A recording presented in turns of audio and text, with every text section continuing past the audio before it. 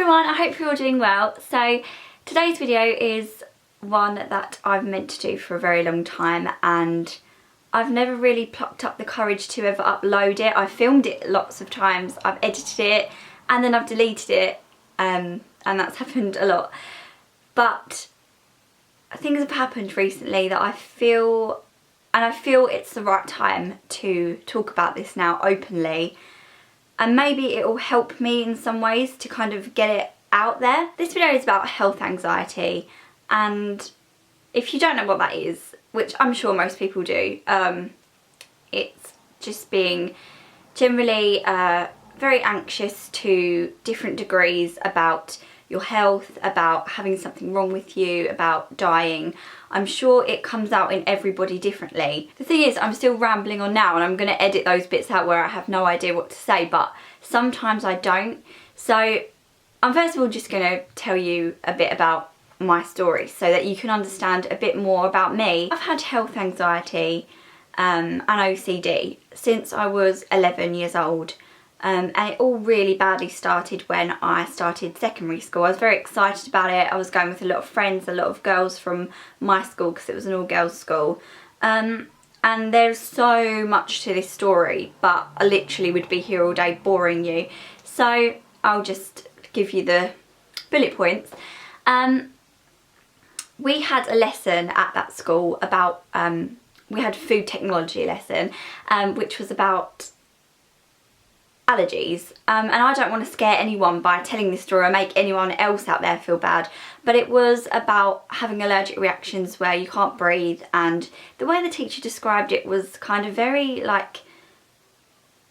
frightening for an 11-year-old, like kind of talking about this woman, she had an allergy and she died. And looking back, I was the only one that freaked out, like openly freaked out of about 30 girls in a class.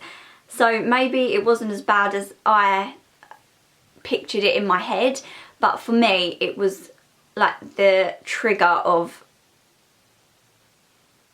an absolute nightmare part of my life. That day I stood up and I ran out of the room and I tried to go home, and I felt like I couldn't breathe myself. It was honestly the most scariest thing I've ever gone through. Obviously, I've subsequently learnt that what I felt then was a panic attack, but the way she described it was actually quite similar to a panic attack where your throat closes up. When you have a panic attack, you kind of get a lump in your throat and your heart beats really fast, and it's just a very frightening feeling to have someone explain something that can happen to you where you can die, and then you subsequently start to feel like that. And that health anxiety makes that happen a lot. The thing that you're frightened of, your brain can make you feel a lot of different things. Your brain is a crazy, like, amazing organ, but it's crazy because if you're scared of having a heart attack, you can start to feel like you have chest pains, for example. So having health anxiety is a really frightening thing. Fast forward a few years, I was actually homeschooled for a bit because I was not good. I wouldn't eat at school, I wouldn't drink at school, and I think there was a lot of like whispers that I had anorexia or something, and I didn't. I never have done. That is a whole other mental illness, and if that's something that you're struggling with, you should also kind of look to get help for that, because it's a horrible thing. But I'm not very qualified to talk about that because I've never experienced it. But anyway, that's what a lot of people thought I had, which is quite understandable.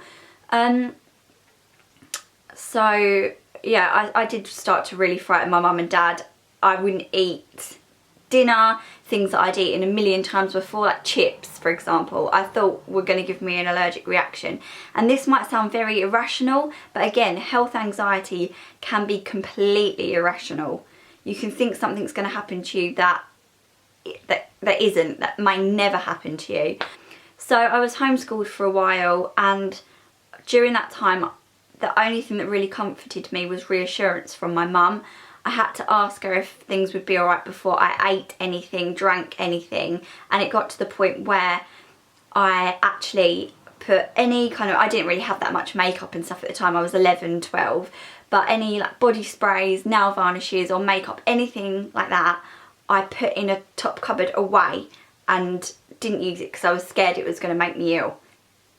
That is really hard for me to admit to anyone watching this because it sounds mad, but that's what happened to me. So it was really bad for a while, and I don't just want to skip on past that, but I have to because this video is already getting so long. From the age of 11 to sort of 14 was when I went back to secondary school, a different one, a mixed one, and that's where I became a much happier person. And I can't say it completely went because it never did, but I could do performing arts there, and that's what I loved, that's what I focused on, that's what made me happy. A few years later down the line, when I was 17, I met Ricky there, and again he made me very happy. So there was a big chunk of my life where I kind of focused on other things and I was a lot better, and that just sounds like I had it for a bit and then it went away. It didn't. I had to have counselling and I had to talk to people and I really had to get through it. And it's so hard to explain sort of up to 11 to 18, so say 7 years of your life in one video. You can't explain it. When I was sort of 19, I actually started at Performing Arts College and it came back again. It was really bizarre. So I started secondary school that term from the September when you start, and I was there till Christmas, and I did the exact same thing there. It was almost like my brain remembered it and it triggered it off again. So it didn't last as long. It lasted about a year that time, maybe not even that long, but it was hard for a while, and my brain will always focus on something at a certain time. So a lot of it was having a really bad allergic reaction to things, but other things have been, you know, all sorts. Meningitis or cancer has been a horrible one. I feel like I'm going to end up deleting this again, but I really hope I don't. So my health anxiety has come back a lot quite recently. Again, when I started my business and this channel when I was 19, that helped me so much. I loved doing it and it was a really, really happy time in my life, and it still is something that I love to do to this day. I'm so proud of everything I've been able to do. But I feel like if I didn't have health anxiety holding me back, I could have done so much more. I feel like I've missed out on a lot of opportunities that I could have taken because of it. I've missed out on a lot of opportunities to travel and even go on holidays and things because of it. And I feel like I've missed out on a lot of opportunities to make really good friends because of it. And that's the reason I wanted to make this video today. It's not to tell you how to get over health anxiety, like do these 3 things and you'll be cured, because I'm still living with this now. And something that happened to me recently, I won't go into it, I might do one day, but basically I had a bit of a health scare recently, and I'm absolutely fine, but it made me realise how bad the health anxiety side of things work because I was so frightened. And it got to a point where I thought, right, this has got to now stop, and I've got to help myself, and maybe if I help myself I can help other people.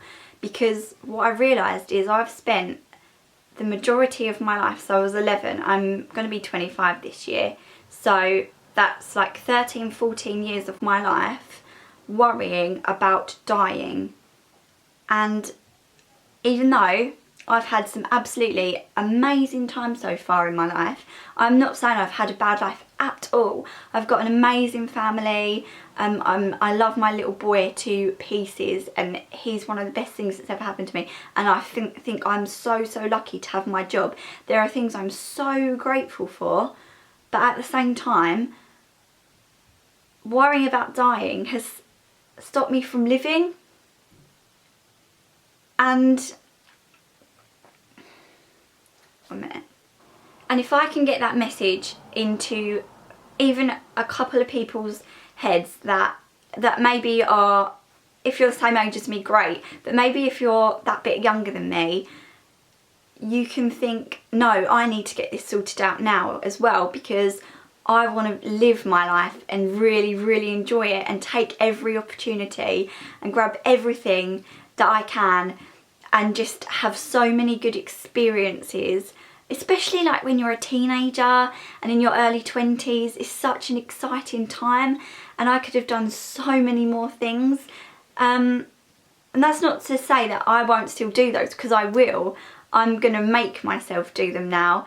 And maybe, I don't know, maybe from this video we can come up with something where we can work on this together, or do something great together. I don't know if anything will come of this, but even if this video got like 2 views and those 2 people were genuinely helped in some way by me making this video, then I literally will be happy. I don't care.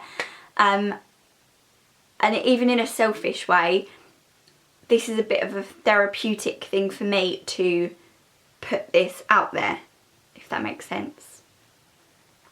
I really don't know if this video is going to make any sense. Yeah, that is what I'm trying to say. If you're scared of dying, then you're not living. So you might as well not be scared of dying, because you're not living to your full potential in life. And that's what I'm going to try and remember. So one day I might be able to sit here and do a how to cope with or how to get rid of health anxiety. Right now I can't, because I'd be lying if I sat here and said, I don't have it anymore, this is what you have to do to get rid of it and everything will be fine and dandy, because that's a lie. But I'm going to start today doing all the things that I want to do. And that was actually filming a video and uploading it. I don't care what anyone thinks of me anymore. I'm not embarrassed. Mental illness is something that has to be spoken about, so people aren't scared and find it weird anymore. So anyway, I'm going to go now. I'm going to try and edit this video down to an acceptable length and then make myself upload it and be strong. Yeah, if you want to leave any comments or you have any questions, or even if you have a look in the comments and you can find someone else to chat to that also is maybe going through something similar, I think that would be brilliant. And of course, you know, I'll try and answer as many comments as I can. Thank you so much for watching, and thank you all so much for your support, because this really is one of the best things in my life to be able to make these videos for you. Thanks so much for watching everyone, and I'll speak to you soon. Bye!